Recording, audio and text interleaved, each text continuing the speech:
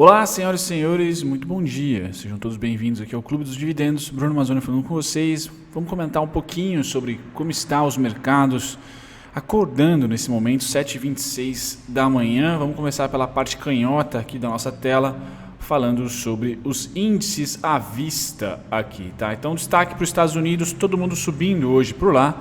Então, S&P, Dow Jones, Nasdaq também, tá? DAX, Alemanha se destacando já há mais de semanas, né, depois que foi um dos primeiros países europeus a sinalizarem uma volta, tá, controlada, bem verdade, paulatina, né, da quarentena. Então, DAX subindo bem, Reino Unido também, tá? Japão é o único que está neutro, negativo.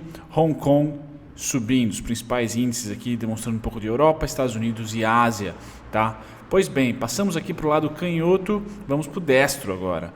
Falar de petróleo. Esse não é fácil mesmo, né? Quando a gente fala de petróleo, a gente sempre coloca ali 3% mínimo, 12, 15 máximo, né? E o petróleo bruto leve hoje variando menos 7,20%, tá? 11, quase 11,50, 11 dólares e 50 centavos. Então, difícil aqui, porém o Brent consegue segurar. Tá? Então a faixa dos 20 dólares, apesar de ser péssima para o Brasil e péssima para o mundo inteiro, o que exporta, ótima para quem importa, China e Estados Unidos principalmente, tá? Se beneficiam muito desse petróleo. Inclusive, se há alguma esperança do petróleo subir, o preço do petróleo subir, vai muito em consideração a uma compra exacerbada, tanto dos chineses como dos americanos, para tentar jogar a demanda lá para cima e fazer esse preço ficar um pouquinho mais salgado.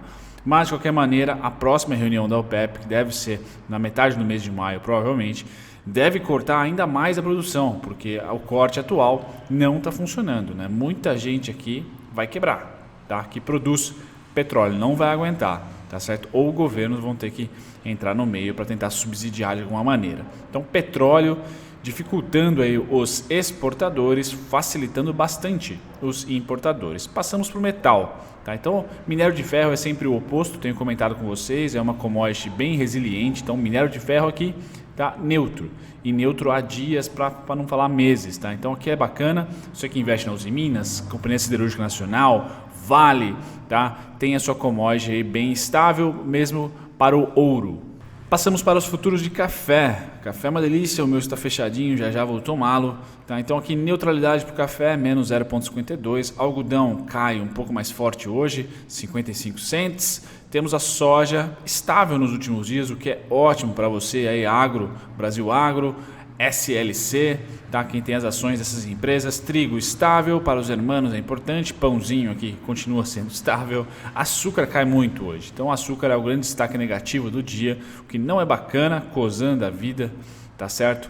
Produtores aí de açúcar também sofrem um pouquinho, enquanto que o milho está neutro, 0,33. Vamos falar da principal commodity atualmente, né? Que é proteína animal. E aqui, puxando a sardinha um pouco do meu trabalho, de vocês também que me acompanham, que me fazem companhia, há uma semana atrás eu falei que a proteína, principalmente a suína, estava em um fundo muito importante. Já vou mostrar o gráfico para vocês. Tá? Mas temos aqui futuros de gado de engorda subindo 0,23. Esses caras aqui estão voando, né? Então, tipo, porco-aranha dos Simpsons é pouco para esses caras. Estão mais do que no teto, certo? 6,63%, tá? Mais de 3 dólares de variação positiva, ótimo, tá? Futuro de gado em pé, esse é um pouco mais disputado, uma queda aqui quase de 1%. Então, enquanto o boi está ficando caro ou desvalorizado, caro para nós aqui no Brasil, desvalorizado como commodity para exportação, o porquinho está indo muito bem, obrigado. Tá? Então, futuros de suínos magros, interessantíssimo, carregando aí altas gigantes. E eu mostrei para vocês semana passada esse gráfico aqui. Deixa eu tirar o zoom para vocês darem uma olhada. Esse gráfico que é o mercado futuro dos porquinhos aí, tá certo? Lembra que no vídeo que eu mostrei, acho que estava no gráfico mensal, tá? Era esse gráfico exatamente, e eu mostrava a cauda. Nós estávamos nessa faixa dos 45 ainda. Tá? A cauda enorme que tinha feito aqui, que estava sendo feita no mês de abril, tá? E olha só aonde já estamos, em 56 dólares aqui. Eu tenho o preço alvo a 66. Então isso traz para mim, primeiro, uma baita de uma dor de mão de alface, porque me desfiz da Minerva, e a Minerva continua galgando aí os R$11, quiçá 12, tá certo? Mas esse cara aqui leva muito tá? Uma esperança bem grande de margens maiores. Então a gente sabe que a demanda vai ser grande, tá? Mas se a margem também acompanha, show de bola, não tá tendo aquele dumping no preço, né? Para que os importadores consigam comprar mais a preços mais baixos. Pelo contrário, há aqui uma recuperação do preço da commodity, isso é importantíssimo.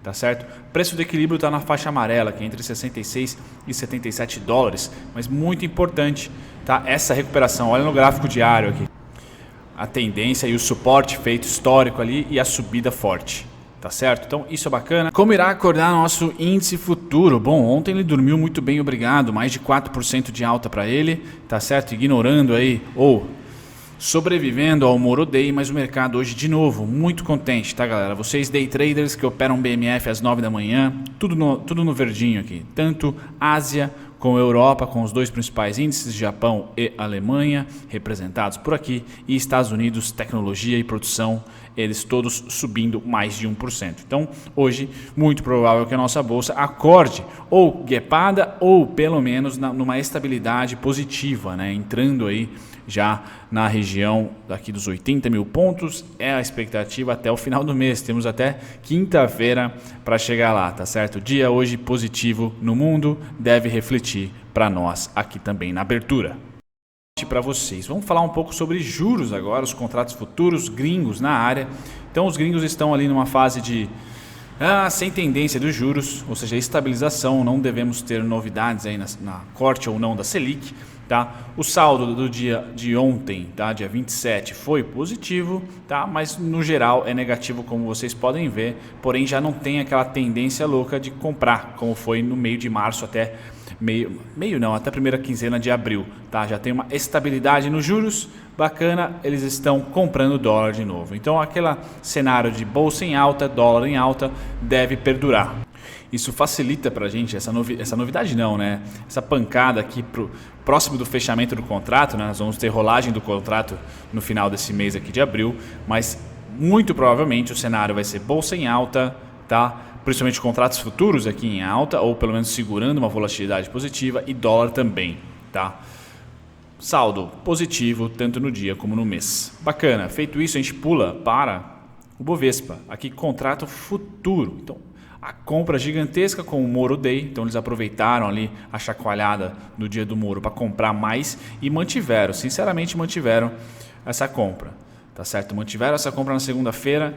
Isso é importantíssimo de descobrir, porque eles podem estar vendendo mercado à vista, ou melhor, estão vendendo mercado à vista, algumas ações específicas estão tascando venda, tá? Ou seja, no investimento a médio prazo é venda, que é o mercado à vista, e na especulação a curto prazo é compra.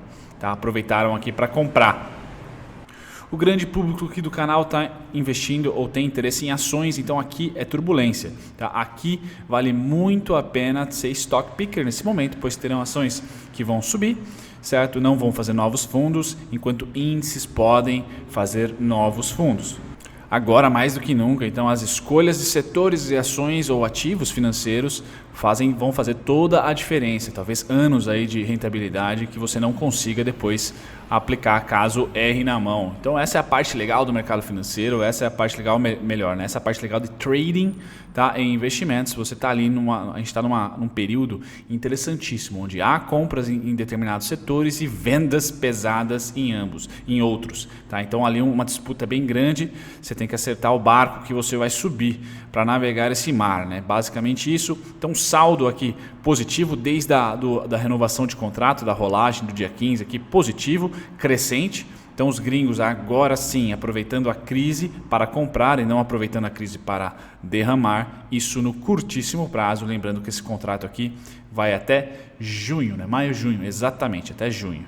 Pois bem, passando agora para o Ibovespa à vista, que é o oposto, tá? Enquanto o Ibovespa à vista consegue aqui recuperar, ou pelo menos fazer uma estabilidade aqui de preços, tá? O verde mais claro é o investidor estrangeiro e tascando venda. Ele já tinha aqui uma baita de um saldo negativo, como vocês podem ver, tá? Um baita de um saldo negativo, tá? E é do mês, então é maior ainda esse saldo, e a variação foi de venda brusca. Então eles já fizeram até um ABCD aqui, ó. Pum! Tá certo? Se aproximando do fundo feito aqui no começo do mês.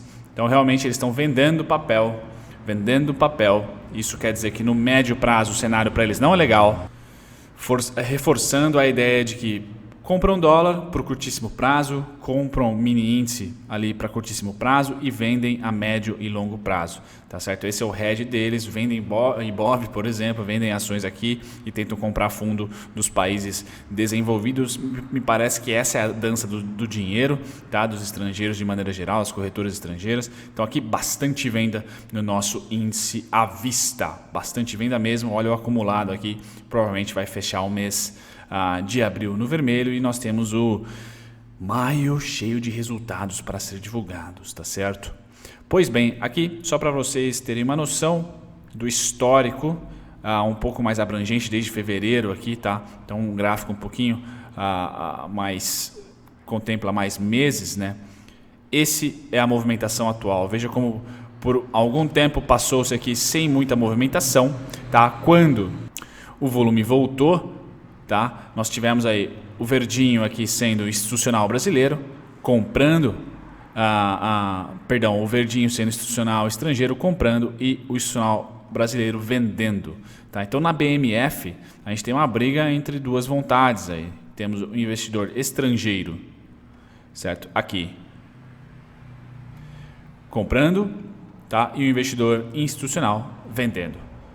Certo? Então há uma disputa aí, um hedge de ideias aí para vocês anotarem, tá? Esse fluxo para mim é muito importante junto com o futuro. Então curto prazo comprando, médio e longo prazo vendendo, e vendendo forte. Já tem a mesma mínima aqui, o mesmo saldo negativo do começo do mês.